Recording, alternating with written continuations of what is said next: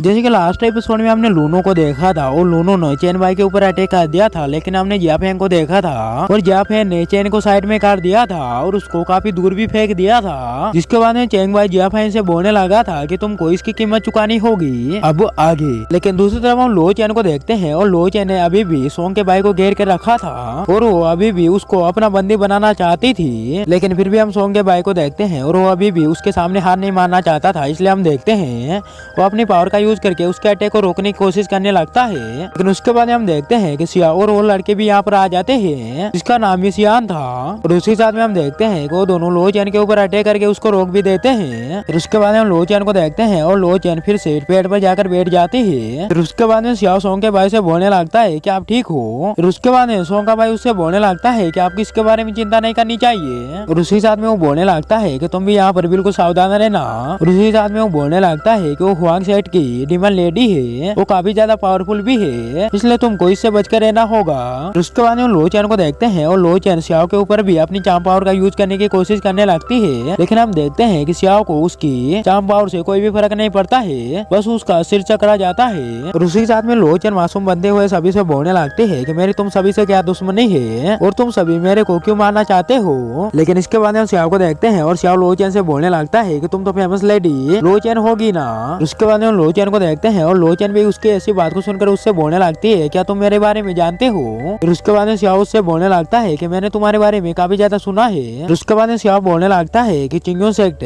और ट्यांगली सेक्ट अलग अलग है, इसलिए तुम मेरे से फाइट कर सकती हो। उसके बाद लो चैन उससे बोलने लगती है कि तुम चिंगो सेक्ट के कौन से मास्टर हो। ये बात को सुनकर हम सियाओ को देखते हैं और सियाओ उससे बोलने लगता है कि मैं कोई भी मास्टर नहीं हूँ। और उसी साथ में सियाओ बोलने लगता है कि मैं तो चिंगो सेक्ट का सिंग सियान पेंग हूँ। लेकिन इसी के साथ में हम सियाओ को देखते हैं और सियाओ मिस के बारे में भी लो चैन को बताने लगता है। लेकिन फिर भी हम लो चैन को देखते हैं और लो चैन को अभी भी उन तीनों से कोई भी डर नहीं था। उसके बाद हम देखते हैं कि लो चैन पेड़ से नीचे भी आ जाती है और उसी साथ में वो तीनों से बोलने लगती है तुम तीनों तो अलग अलग सेक्टर से हो। और इसी साथ में वो तीनों से बोलने लगते है कि मेरे को समझ में नहीं आ रहा है कि तुम तीनों में से उस कीमती ट्रेजर को कौन लेगा। उसकी ऐसी बात को सुनकर हम सियाओ को देखते हैं और सियाओ लो चैन से बोलने लगता है कि कुछ भी हो जाए, चाहे वो ट्रेजर हमारे हाथ में नहीं आए, लेकिन हम उस ट्रेजर को डेमन सेक्ट में नहीं जाने दे सकते हैं। फिर उसके बाद हम देखते हैं कि सोंग ने अपनी शील्ड को भी एक्टिवेट कर लिया था, क्योंकि अगर लो चैन उन सभी के ऊपर अचानक से अटैक कर दे तो वो सभी उस शील्ड की मदद से अपने आप को बचा पाए। लेकिन दूसरी तरफ हम हुआंग को देखते हैं और हुआंग अपने ग्रैंडफादर के साथ में वहाँ से जा रही थी और उसी के साथ में हम यांग को देखते हैं और यांग भी उन दोनों की प्रोटेक्शन कर रहा था। उसके बाद हम हुआंग के ग्रैंडफादर को देखते हैं और वो काफी ज्यादा थक चुके थे, इसलिए हम देखते हैं कि वो एक जगह पर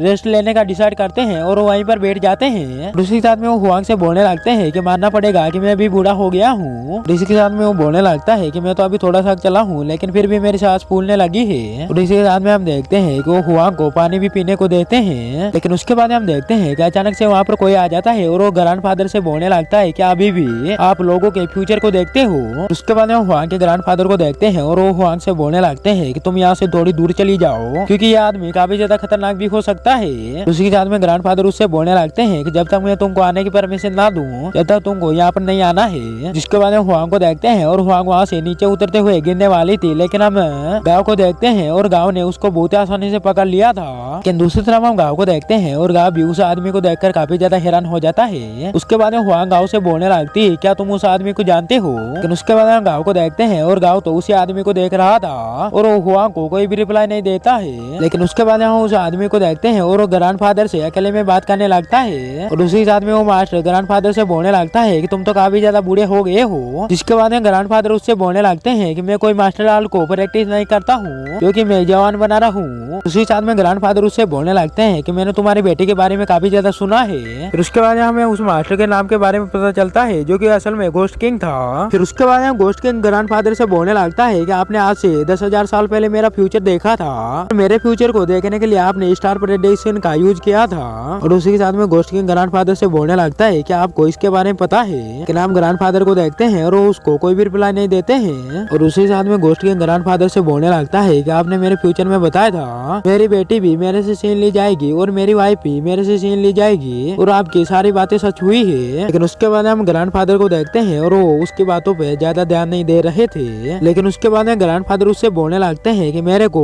फ्यूचर देखना नहीं आता है, लेकिन मैं तो बस पैसे कमाने के लिए लोगों के फ्यूचर के देखता हूँ और मैंने तुमसे जो भी बोला था वो सब झूठ था। फिर उसके बाद हम गोस्ट किंग को देखते हैं और घोस्ट किंग ग्रैंडफादर के ऊपर काफी ज्यादा गुस्सा होने लगता है। लेकिन उसके बाद हम घोस्ट किंग को देखते हैं और वो अपने गुस्से को कंट्रोल कर लेता है और वो जोर जोर से पागलों की तरह हंसने लगता है जैसे वो पागल हो गया हो। फिर उसके बाद हम घोस्ट किंग ग्रैंडफादर से बोलने लगता है कि लाइफ तो बहुत जल्दी गुजर जाती है, इसलिए किसको पता है हम दोनों फिर से कब मिलेंगे। लेकिन उसके बाद हम ग्रैंडपा को देखते हैं और वो घोस्ट किंग से बोलने लगता है कि तुम्हारे तो काफी ज्यादा दुश्मन है, इसलिए तुमको पूरी तरीके से सावधान रहना चाहिए और मेरा तो इस दुनिया में कोई भी दुश्मन नहीं है। लेकिन दूसरी तरफ हम हुआंग को देखते हैं और हुआंग भी ग्रैंडफादर के पास में आ जाती है और उसको घोस्ट किंग के बारे में कुछ भी पता नहीं था। फिर उसके बाद हम घोस्ट किंग हुआंग से बोलने लगता है क्या तुम मेरे बारे में कुछ भी नहीं जानती हो और क्या तुम मेरे को नहीं पहचानती हो। उसके बाद हम हुआंग को देखते हैं और हुआंग उसको बिल्कुल मना कर देती है। उसके बाद हम घोस्ट किंग उससे बोलने लगता है कि तुम मेरे को घोस्ट किंग बोल सकती हो और उसी के साथ में हम घोस्ट किंग को देखते हैं और घोस्ट किंग वहाँ से जाने भी लगता है। फिर उसके बाद हम घोस्ट किंग को देखते हैं और घोस्ट किंग बोलने लगता है कि मेरे पास में अब कुछ भी नहीं है, लेकिन मेरे पास में बस यादें बची हुई है। और उसी के साथ में घोस्ट किंग बोलने लगता है कि इस दुनिया में काफी सारे लोग अपने आप को ताकतवर समझते हैं, लेकिन वो तो अभी भी कुछ भी नहीं है। उसके बाद हम ग्रैंडफादर को देखते हैं और ग्रैंडफादर बोलने लगते हैं कि तुम हर किसी को कमजोर समझते हो, लेकिन तुम खुद भी कमजोर हो। फिर दूसरे सीन में हमें एक लेडी और एक आदमी को दिखाया जाता है और उसी के साथ में वो लेडी अपने साथी से बोलने लगती है कि मास्टर तो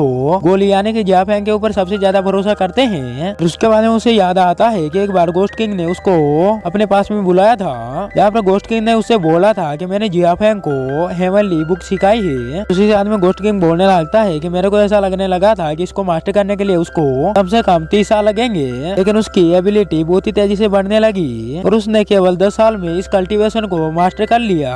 इसलिए मेरे को पूरा भरोसा है कि वो काफी ज्यादा स्ट्रॉन्ग और काफी ज्यादा पावरफुल बनेगा।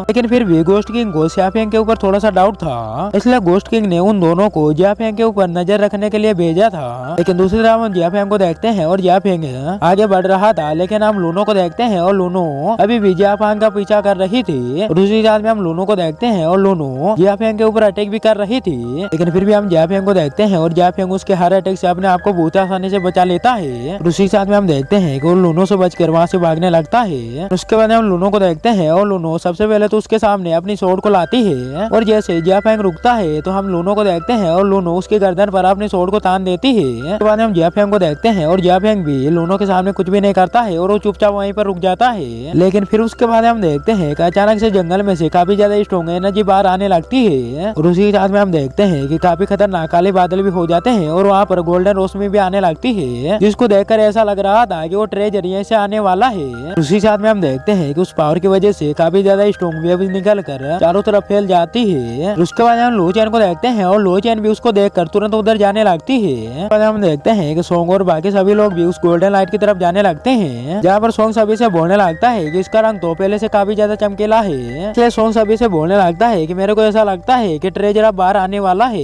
इसी के साथ में दोस्तों ये एपिसोड यहीं पर एंड हो जाता है। मेरे को उम्मीद है ये एपिसोड आप सभी को काफी ज्यादा पसंद आया होगा। अगर पसंद आया तो वीडियो को लाइक और चैनल को सब्सक्राइब करके बेल आइकन को ऑल पे प्रेस जरूर से कर देना। मिलते हैं नेक्स्ट एपिसोड में।